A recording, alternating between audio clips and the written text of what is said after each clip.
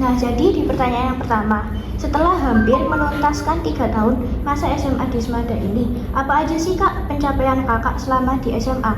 Kayak prestasinya ada apa aja? Oke, sebelum saya menjawab, izinkan saya memperkenalkan diri terlebih dahulu.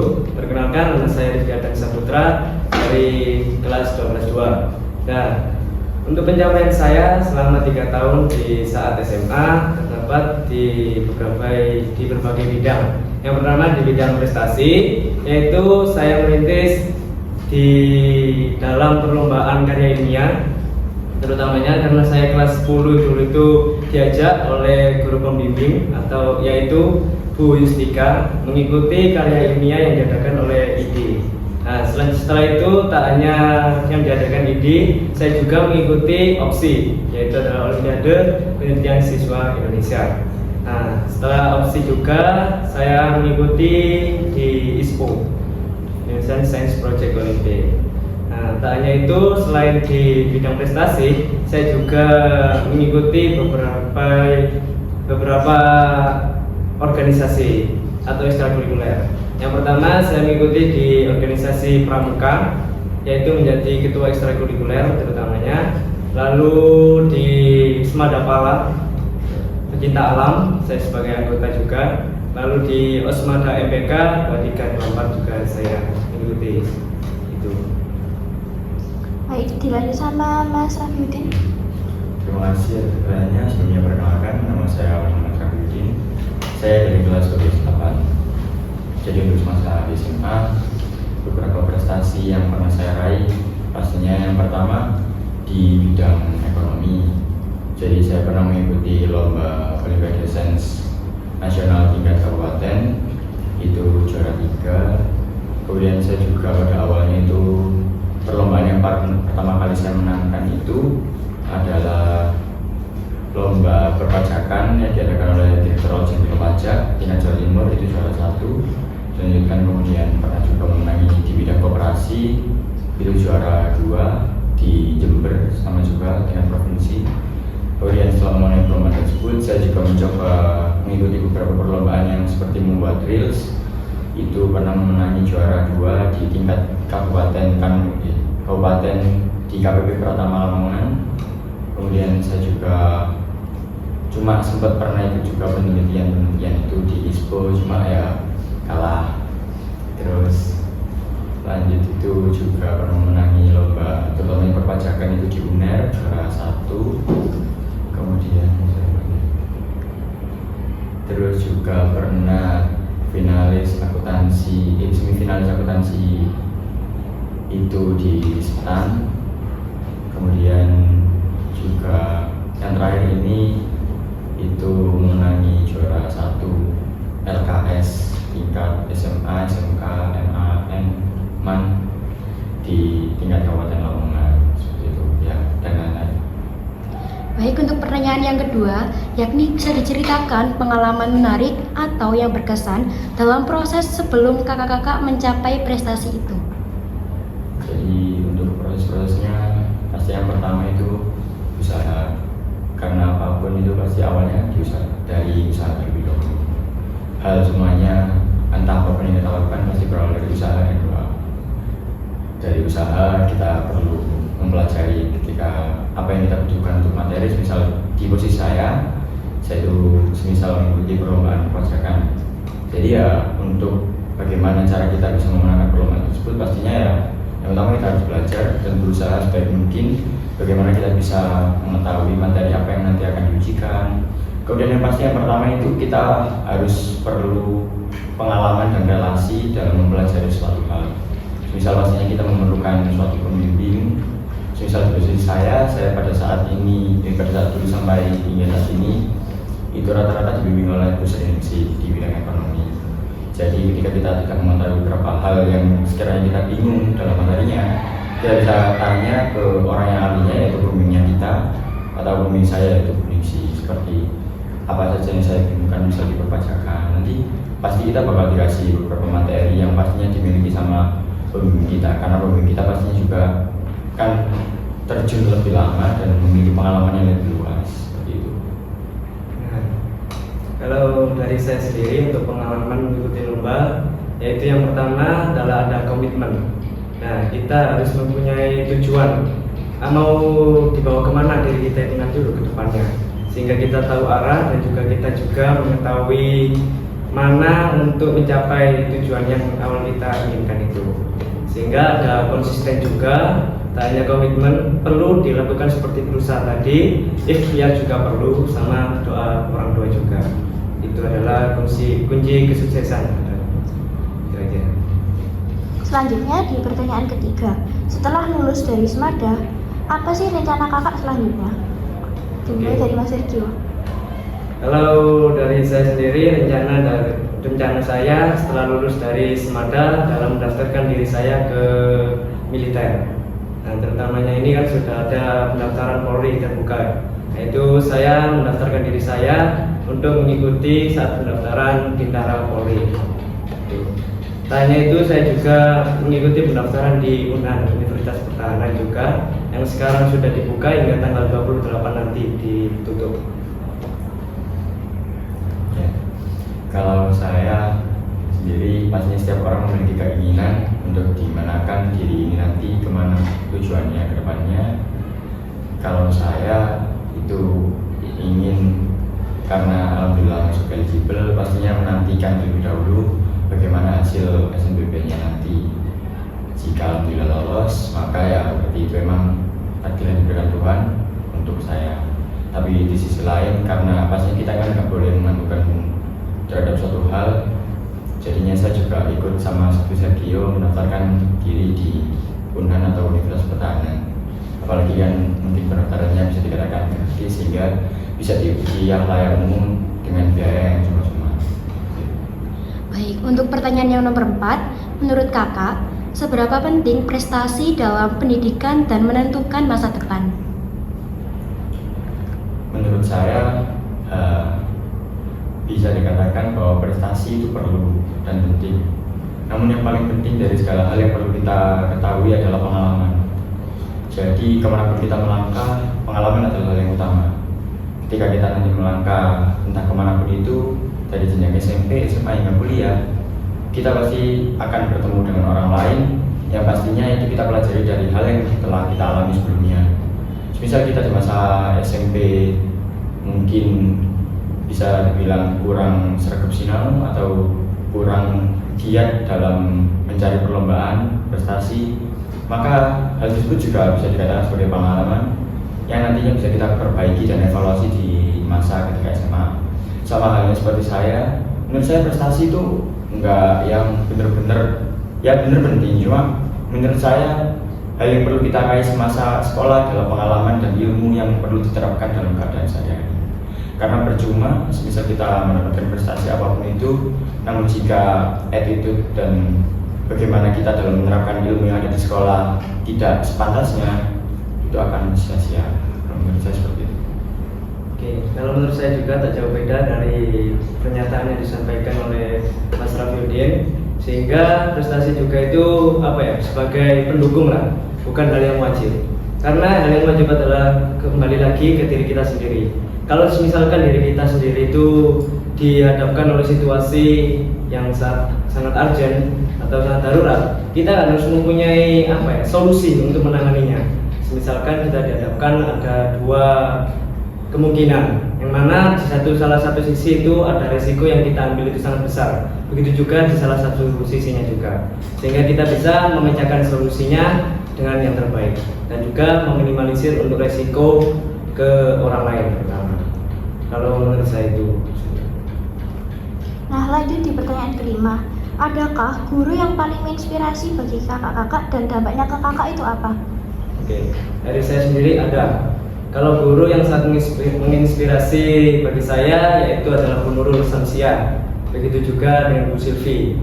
Karena apa? Di saat saya melakukan pembimbingan ISPO ataupun OPSI, beliaulah sosok yang menyemangati saya dari hal saat saya down, gitu, kayak berpikirnya itu, nggak mungkin lah ini, nggak mungkin. Tetapi beliaulah yang memberikan motivasi-motivasi yang sangat penting dan juga sangat berharga lah bagi saya, sehingga saya bisa mencapai hingga kali ini. Kalau menurut saya pasti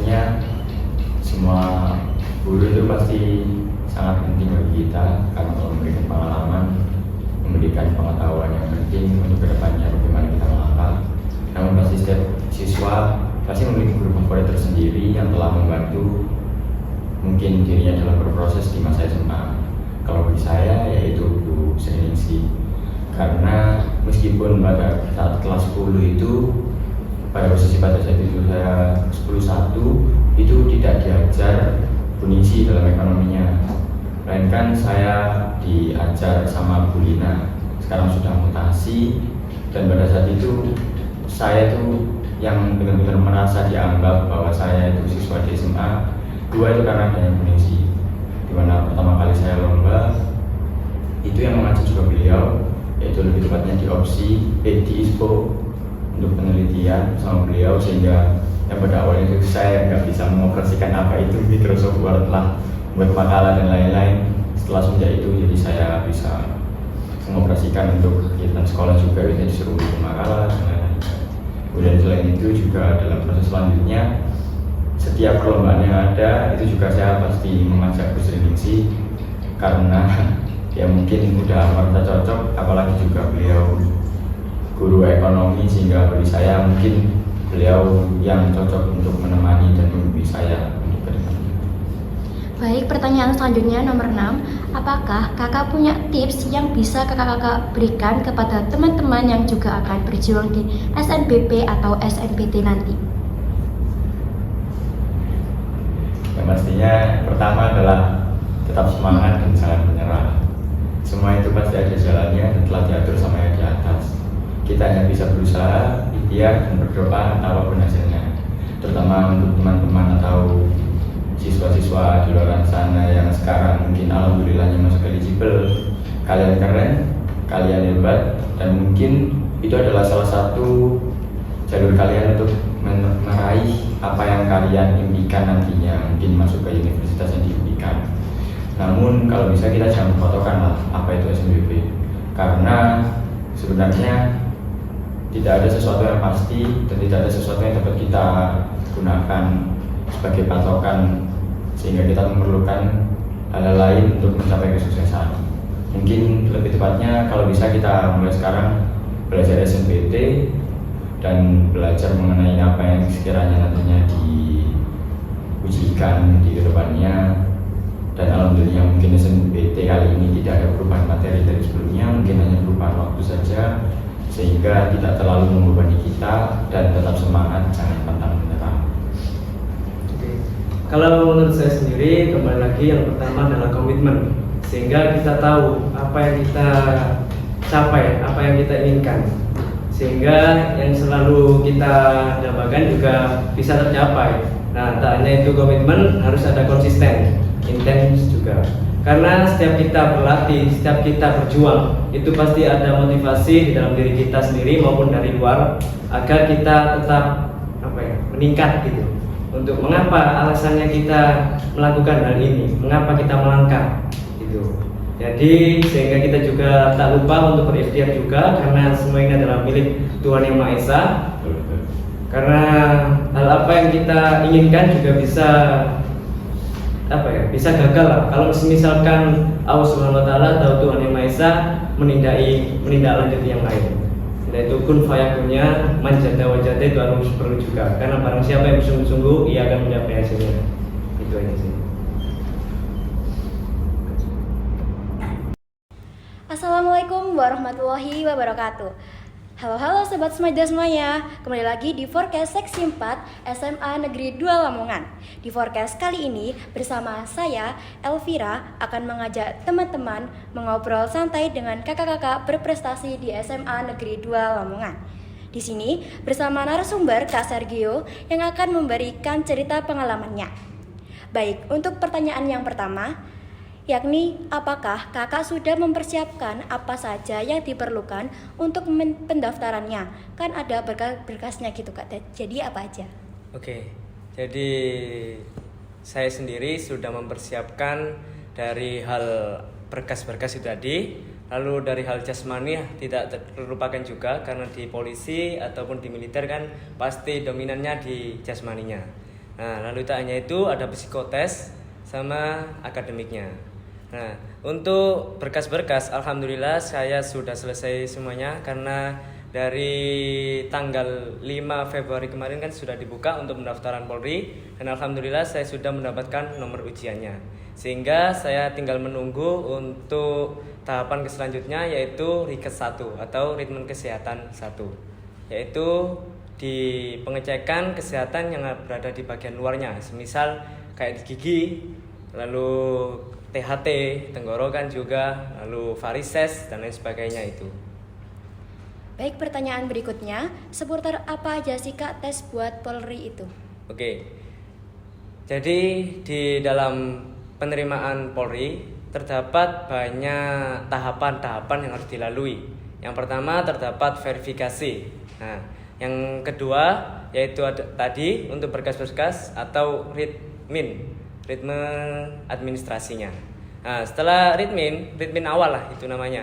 Nanti ada lagi ritme akhir. Nah, tak hanya itu ada Rikes 1 untuk kesehatan, lalu ada psiko. Nah, psiko ini ada dua juga. Yang pertama ini terkait yang diteskan adalah seperti ada kecerdasan, kepribadian, kecermatan, dan pasien. Nah, itu nanti yang meliputi untuk psiko 1.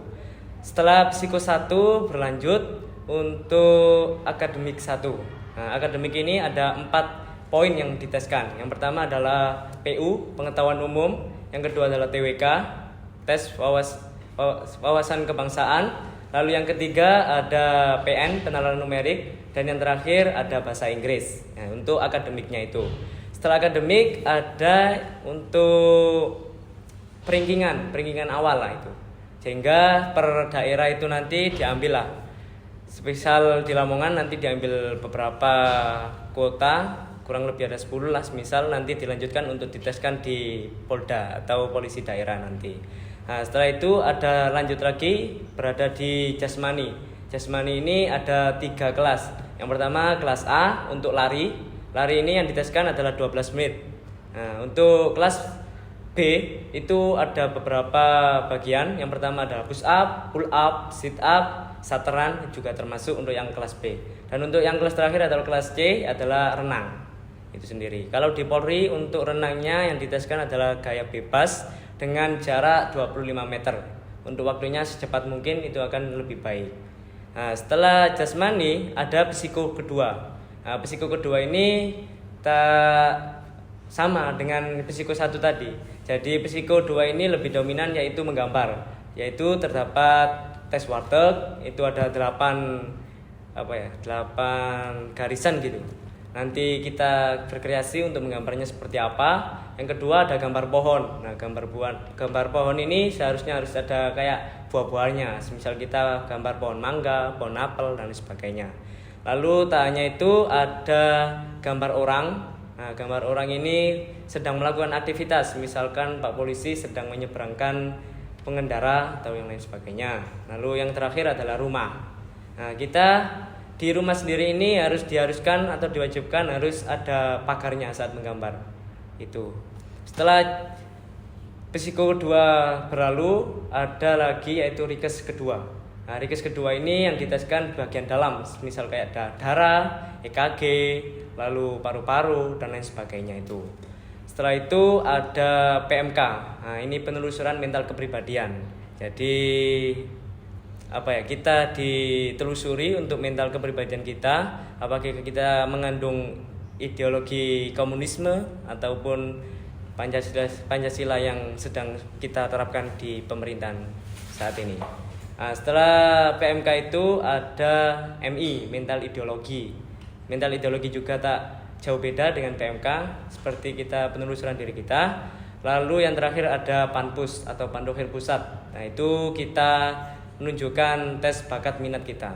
Misal kita mempunyai kesenian bela diri, kita tunjukkan saat berada di Pandohir Pusat itu tadi. Sehingga terakhir adalah peringkingan itu. Sehingga setelah peringkingan berakhir sudah ditetapkan siapa yang lolos, dan yang terakhir adalah dibuka untuk pendidikannya. Itu aja sih. Baik, untuk pertanyaan selanjutnya, alasannya apa nih Kak memilih Polri? Apakah Kakak ada motivasinya tersendiri seperti itu? Oke. Awalnya saya saat kecil itu sangat menginginkan atau sangat menggabaikan untuk menjadi seorang TNI, tentara. Nah, mengapa? Karena tentara itu kan saya sendiri juga lahir di daerah pelosok atau daerah terpencil, yaitu di sebelah utara Lamongan sana. Dan itu saya termotivasi dengan tetangga saya, terutamanya ada yang sebagai menjadi seorang TNI AL, Angkatan Laut lah. Saya termotivasi dengan kewibawaannya dan juga kedermawaannya itu, sehingga saya sendiri juga termotivasi mengapa saya harus menjadi seorang TNI dulu itu. Sehingga dengan perkembangan zaman saya kali ini, saya juga ada orang tua, alhamdulillah kedua orang tua juga masih hidup, dan juga kedua orang tua saya juga itu sangat memotivasi saya mengapa saya harus menjadi orang yang sukses dan bisa membahagiakan kedua orang tua saya. Nah, tak hanya itu, orang tua saya juga membiayai saya lah dari awal saat saya sekolah SMA ini, yaitu mengikuti bimbel belajar di luar maupun di dalam juga sekolah, saya dibiayai penuh, alhamdulillahnya itu. Sehingga saya sangat bersyukur, dan juga selanjutnya mengapa saya harus menjadi anggota Polri. Nah, ini salah satunya saya ada dinamika proses lah. Di saat semasa saya berproses atau berlatih, itu saya melihat pengalaman-pengalaman dari kakak-kakak kelas, lalu pengalaman-pengalaman dari orang luar juga. Setahu saya, beliau itu menyampaikan bahwasanya kesuksesan tidak harus menjadi seorang TNI, bisa juga menjadi seorang Polri maupun yang lain sebagainya. Sehingga saya berangan-angan untuk bisa menjadi sosok orang yang dilihat kewibawaannya oleh masyarakat sekitar lah, dan juga saya juga harus bisa menerapkan 5W. Apa itu 5W? Yaitu misalkan kayak saya harus menerapkan W ini, apa yang dibilangkan sama orang tua saya itu harus saya lakukan. W ini ada tersendirinya, saya juga agak lupa lah dulunya itu ada 5W itu. Nah, setelah itu dinamikanya saya belajar dengan sejarah-sejarah polisi. Kok saya tertarik nih dengan polisi ini, dan juga dengan semboyannya yaitu Restro Swekotama, yaitu abdi negara, dari abdi utama daripada negara dan nusa. Itulah salah satunya mengapa saya termotivasi untuk menjadi sosok seorang polisi. Baik, untuk pertanyaan terakhir, ada nggak sih Kak tantangan tersendiri bagi Kak Sergio? Oke, tantangan pasti ada ya. Tantangan dari diri kita sendiri maupun dari luar. Semisalkan malas itu sangat sebagai yang mencegah kita untuk berproses. Saat kita berproses, itu kita terkadang berpikir, mengapa saya kok begini ya, daripada orang lain kok leha-leha gitu. Dan juga saya juga melawan lah rasa malas itu. Kenapa kok saya harus malas? Padahal orang tua saya juga termotivasi dengan orang tua. Orang tua saya juga sudah membiayai saya dari awal hingga akhir ini. Mengapa saya harus malas, harus menyerah? Itu untuk faktor pertama, malas. Lalu yang kedua, ada juga saat misal kita berolahraga ya. Berolahraga juga, kalau kita kenal sebagai seorang casis itu kan ada varises, varikokel, itu juga kan maklum. Kalau misalkan karena kita itu kebanyakan aktivitas fisik yang berlebih. Misalkan kita target untuk mencapai lari 12 menit itu 3.600 meter atau 3,6 kilo. Nah, itu kan harus ngoyo, harus dengan penuh power lah. Harus ada intensnya juga, bertahap-tahap untuk mencapai hal tersebut. Itu pun tidak bisa langsung bisa capai gitu, enggak. Pasti ada lika-likunya, entah itu dari rasa malas tadi, lalu ada kegiatan-kegiatan, misalkan kayak saya kan ikut di organisasi lah. Jadi saat saya menjadwal atau membuat schedule saya untuk program berlatih, itu pasti tidak terlaksana dengan sebaik mungkin. Mengapa? Karena saya juga kan mengikuti kegiatan-kegiatan di luar. Barangkali kalau misalkan saya dibutuhkan, juga saya kan harus mengikuti hal yang itu dinamakan organisasi kan. Kita harus adil lah. nggak boleh mementingkan diri kita sendiri. Kita juga punya tanggung jawab di organisasi, sehingga kita juga harus mengikuti berjalannya organisasi itu berkembang. Itu. Wah, jadi seperti itu ya Kak. Baik, semoga teman-teman dapat mendapatkan pengalaman dari Kak Sergio. Wassalamualaikum warahmatullahi wabarakatuh. Waalaikumsalam. Halo Sobat Semada semuanya. Nah, di sini kita sudah ada di sesi yang akan mengajak teman-teman Semada semuanya berbagi cerita dengan Kak Raffi Udin. Nah, di sesi kali ini akan ada pertanyaan bagi masing-masing kakak-kakak Semada bersama saya Fawas dan narasumber kita Kak Raffi Udin. Nah, izin bertanya ya Kak. Untuk pertanyaan yang pertama ini, gimana sih Kak rasanya bisa mengikuti LKS di bidang accounting lalu? Jadi sebenarnya kegiatan atau perlombaan tersebut adalah hal yang memang tidak terduga, karena posisinya sendiri juga saya sebagai kelas 12 sudah tidak dibilang, ya bukan nggak seharusnya sih, maksudnya bukan, lebih tepatnya bukan untuk ranahnya mengikuti perlombaan, karena mungkin kita di posisi kelas 12 harusnya lebih mengutamakan untuk belajar UTBK dan lain-lain. Cuma mungkin karena sekali lagi dari paksaan atau ajakan dari Bu Sri Ningsi, apalagi beliau merupakan sosok yang penting bagi saya dan pembimbing selama saya berproses dari kelas 10 hingga kelas 12, sehingga mungkin bisa saya katakan sebagai last dance atau pertunjukan terakhir saya sebagai siswa dari SMA Negeri 2 Lamongan dengan mengikuti perlombaan LKS tersebut. Cuma yang saya mungkin tidak terlalu gimana ya, nggak expect aja, karena perlombaan LKS sebenarnya kan itu pada tahun sebelumnya diadakan hanya untuk SMK saja, digunakan untuk tes kejuruan, sehingga pada baru-baru ini, tahun ini aja baru diadakan untuk SMA juga, sehingga bisa ikut SMA dan MAN, tidak hanya SMK saja. Sehingga dalam proses perlombaannya saya tidak terlalu percaya diri untuk menjalankannya, karena saya sendiri diajak itu, perlombaannya itu baru kemarin hari Selasa, sedangkan saya diajak sama Bu Ningsi diberitahu itu hari Kamisnya, Rabu atau Kamis kalau nggak salah, sehingga hanya Kamis, Jumat, Sabtu, Minggu, Senin, Selasa, hanya ada waktu 6 hari lah untuk mempersiapkan.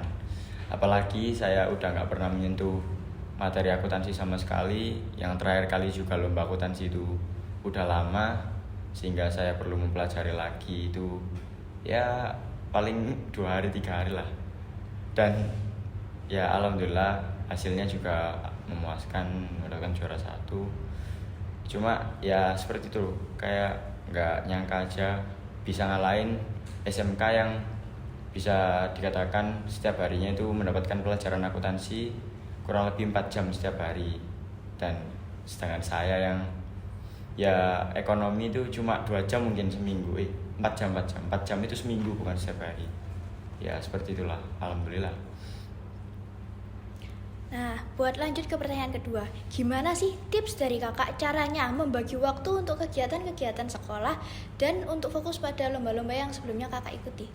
Kalau berdasarkan kondisi saya di sini, saya sudah tidak terlalu memperhatikan untuk kegiatan-kegiatan sekolah, sehingga hal yang perlu dibagi waktu pada saat kondisi saya saat ini adalah belajar untuk UTBK dan perlombaan.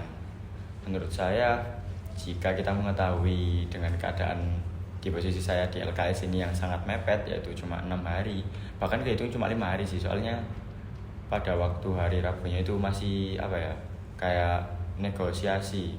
Saya itu masih belum bilang setuju, cuma ternyata besoknya dikabari Bu Ning kalau udah didaftarin. Jadi kayak kalau emang beneran 5 hari itu ya mau nggak mau kita harus fokus ke perlombaan yang emang mau kita ikutin. Soalnya LKS juga itu kayak hal yang emang bener-bener bukan bidang saya sih, ya bidang saya, cuma saya masih belum mampu kalau misalnya dikatakan untuk menjalani lomba tersebut. Jadi ya pada saat itu emang saya stop belajar UTBK dan belajar akuntansi buat lomba LKS itu. Cuma tetap ada belajarnya sebenarnya. Itu ketika semisal baterai laptop saya habis, itu biasanya saya buat belajar UTBK sambil ngisi waktu selama pengisian laptop, seperti itu. Nah, lanjut di pertanyaan ketiga.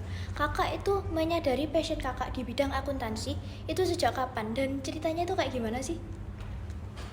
Jadi sebenarnya passion saya itu MTK. Jadi pada waktu SMP itu saya sebenarnya lebih ke ranah ke MTK dengan mengikuti berbagai perlombaan. Cuma mungkin di kelas 9-nya, 9 SMP atau MTS itu saya diajak untuk guru saya ikut perlombaan IPS di MAN IJ. Dan ya nggak taunya ternyata emang tiba-tiba mungkin dikasih takdir sama Allah SWT untuk mendapatkan harapan 3 pada saat itu. Sehingga saya juga merasa, kan ketika kita memenangi suatu perlombaan itu kan pasti timbul kayak hal yang bikin kita percaya diri dan terdorong untuk lebih maju kan. Sehingga pada saat itu saya juga mengikuti perlombaan ekonomi akhirnya di Semada ini, yang saya gunakan juga untuk masuk di sini. Itu alhamdulillah juga juara 1 seperti itu. Itu proses awal mulanya kenapa saya suka ekonomi. Sedangkan pada masa SMA itu beneran saya masih nggak terlalu suka sama ekonomi. Tetap di passion saya itu MTK. Cuma karena mungkin di SMA 2 ini kalangannya lebih luas sehingga hal yang digunakan untuk bersaing juga lebih ketat. Apalagi ada Mas Rafael dari Senesa, yang dari Senesa kan pasti tahu. Terus ada Mas Aji, sehingga saya mencoba mengalihkan di mana sekiranya saya bisa berkembang dan bersinar selain di bidang MTK, sehingga saya memilih untuk bidang ekonomi dan melanjutkan itu bersama Bu Ningsi dengan diajaknya lomba perpajakan. Pertama kalinya itu diajak lomba perpajakan itu tingkat provinsi dan ya alhamdulillah itu mendapatkan juara 1. Seperti itu awal mulanya. Nah, di pertanyaan yang terakhir nih ya, apakah ada kesulitan yang kakak hadapi selama proses-proses akan mengikuti lomba-lomba sebelumnya itu? Pastinya ada, karena dalam menjalani perlombaan-perlombaan itu kan kita mencoba menjadi diri yang lebih maju dan mengeksplor lebih banyak pengetahuan. Misal pada awalnya saya perlombaannya itu cuma terbatas pada perpajakan, saya juga mengikuti perlombaan ekonomi di UNER meskipun itu tidak membuahkan hasil yang baik.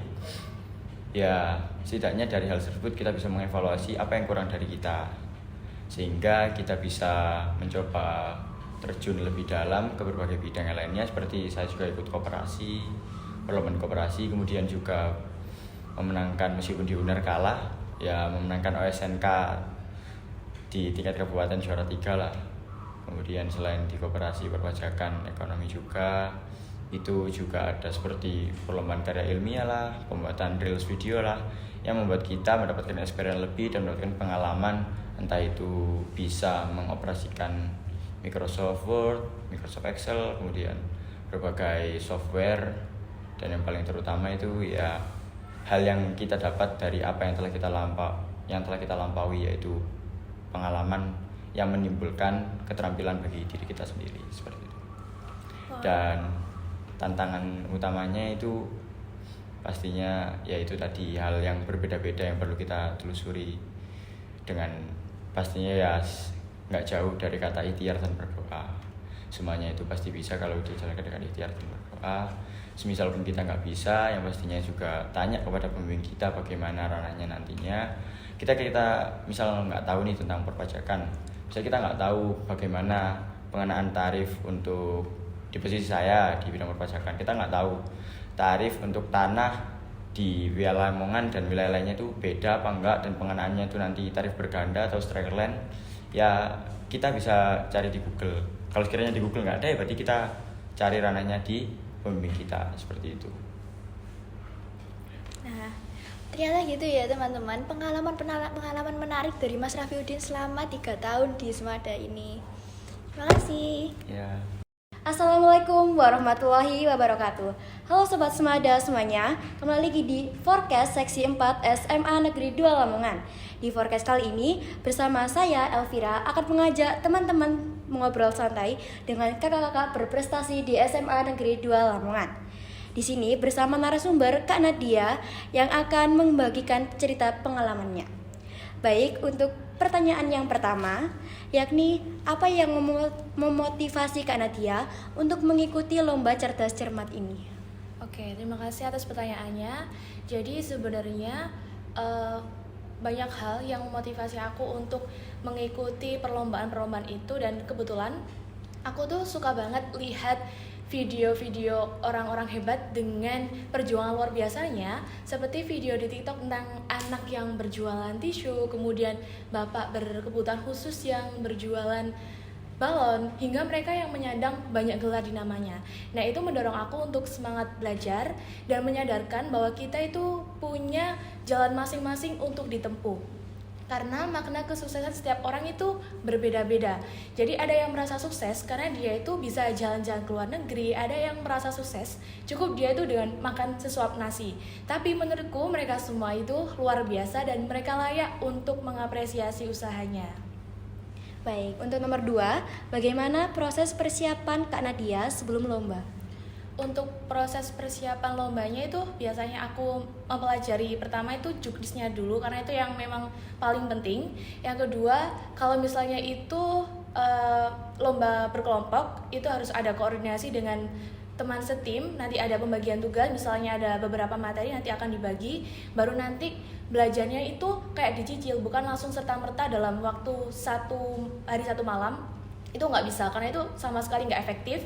Jadi biasanya tuh aku cicil kayak baca-baca, kemudian kalau ada jam kos di sekolah itu bisa dimanfaatin untuk kita belajar materi tersebut. Baik, pertanyaan selanjutnya, apakah ada strategi khusus yang Kak Nadia gunakan saat lomba sedang berlangsung? Oke, kalau strategi khusus pertama itu aku biasanya kalau misalnya berupa lomba yang kayak materi gitu ya, misalnya kayak kompetensi cerdas cermat, terus kayak penulisan, itu biasanya aku cari dari berbagai sumber, terutama itu dari jurnal online, karena itu memang paling mudah untuk diakses. Karena kalau kita mau cari sumber di buku-buku atau skripsi itu memang agak susah, jadi itu yang paling mudah untuk aku akses. Kalau cara yang lainnya itu biasanya aku juga lihat kayak peluang-peluangnya, pesertanya dari mana, dan bisa menganalisis nanti kemampuan kita itu sampai segimana sih gitu. Baik, untuk pertanyaan yang terakhir, apa tantangan terbesar yang Kak Nadia hadapi selama lomba tersebut? Biasanya yang mungkin terjadi itu adalah perlombaan itu bisa ngedistract atau ke-distract KBM sekolah. Jadi itu menjadi tantangan buat aku sendiri, yang mana aku usahakan bisa memprioritaskan keduanya dengan hasil yang maksimal. Intinya kita harus punya tekad dan konsistensi untuk menggapai mimpi yang kita cita-citakan gitu. Wah, jadi seperti itu ya Kak. Baik, semoga teman-teman dapat mendapatkan pelajaran dari pengalaman Kak Nadia. Wassalamualaikum warahmatullahi wabarakatuh. Halo teman-teman semuanya, kembali lagi di Forecast Seksi 4 SMA Negeri 2 Lamongan. Di Forecast kali ini bersama saya Fawas akan mengajak teman-teman semuanya berbincang santai dengan kakak narasumber Kak Diandra yang akan membagikan pengalaman-pengalaman menariknya. Jadi permisi ya Kak, untuk ini pertanyaan pertamanya. Apa sih Kak yang memotivasi Mbak Dia ini untuk mengikuti business plan di Thailand ini kemarin? Oh, yang di Thailand. Oke, sebelumnya memotivasi saya itu, saya emang dari kelas 10 itu ingin mengumpulkan sertifikat-sertifikat. Dan kebetulan saya juga suka kayak mencari suatu permasalahan lalu diselesaikan. Dan kemudian saya juga diajak untuk teman saya untuk bergabung dalam satu tim untuk mengikuti lomba yang ada di Thailand ini. Gitu. Lanjut di pertanyaan yang kedua. Gimana Kak proses untuk persiapan Kak Dia sebelum mengikuti lomba tersebut? Mungkin ada cerita pengalaman-pengalaman menariknya. Baik, untuk prosesnya, yang pertama pasti kita mencari suatu permasalahan dulu dari yang ada di lingkungan sekitar kita, khususnya di Lamongan, karena kita mau bawa nama baik Indonesia dan juga Lamongan di luar negeri. Nah, setelah kita mencari permasalahan itu, kita analisis apa yang bisa kita selesaikan, kemudian kita juga cari bahan-bahan apa yang bisa untuk dimanfaatkan lebih yang sebelumnya belum pernah dimanfaatkan. Nah, kemudian untuk tahap-tahapan lombanya, yang pertama adalah pengiriman proposal dulu. Setelah pengiriman proposal, kita diambil lolos 100 besar dari setiap negara, kemudian dikirimkan ke Thailand. Nah, di Thailand ini kita juga presentasi di depan 3 juri, yang masing-masing juri itu memiliki kriteria penilaian yang berbeda-beda dalam waktu 2 hari. Nah, setelah dinilai oleh juri, kemudian kita juga melakukan seperti bazar gitu. Jadi banyak sekali pengunjung dari beberapa negara yang mengunjungi ke bazar kita. Kayak menanyakan apa aja produk kita dan juga menanyakan apa permasalahan yang ada di lingkungan sekitar kita. Jadi seperti itu prosesnya. Baik, lanjut.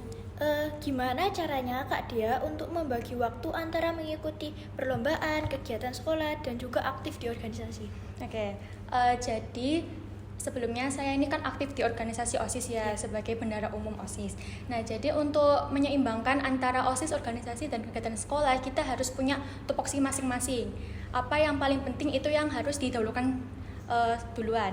Misalnya nih, ada rapat OSIS, tapi aku juga ada lomba, kegiatan lomba, kayak latihan lomba gitu. Nah, kita lihat jangka waktu yang paling dekat itu yang mana dulu. Misalnya kalau lombanya Hamin berapa dan aku harus latihan, aku pasti mengutamakan yang lomba dulu daripada rapat OSIS. Karena di OSIS ini kita nggak kerja sendirian, ada teman-teman yang bisa membantu dan bisa menggantikan kalau ada yang berhalangan. Nah, tapi kalau kita meninggalkan job desk atau meninggalkan pekerjaan yang ada di OSIS, kita juga nggak boleh lepas tangan begitu aja. Kita juga bisa mantau dari jarak jauh. Misal kalau butuh bisa WA atau telepon. Jadi gitu. Nah, terakhir nih ya Kak, udah di penghujung pertanyaan nih. Apa tantangan terbesar yang Kak Dia alami selama proses akan mengikuti lomba dan dalam proses membagi waktu dengan organisasi? Oke, tantangan terbesarnya pasti susah untuk menyeimbangkan antara KBM di kelas dan juga di perlombaan. Nah, kalau kita mengikuti lomba atau mengikuti organisasi pasti lebih banyak dispenya kan, lebih banyak meninggalkan kelas. Akhirnya kita ketinggalan materi sama teman-teman yang ada di kelas.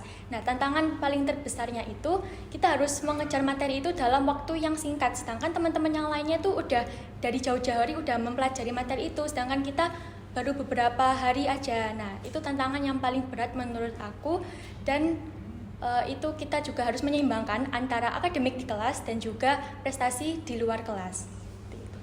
Nah, terima kasih ya Kak Terima sudah kasih. meluangkan waktunya. Terima kasih ya teman-teman semua sudah menonton. Wassalamualaikum warahmatullahi wabarakatuh.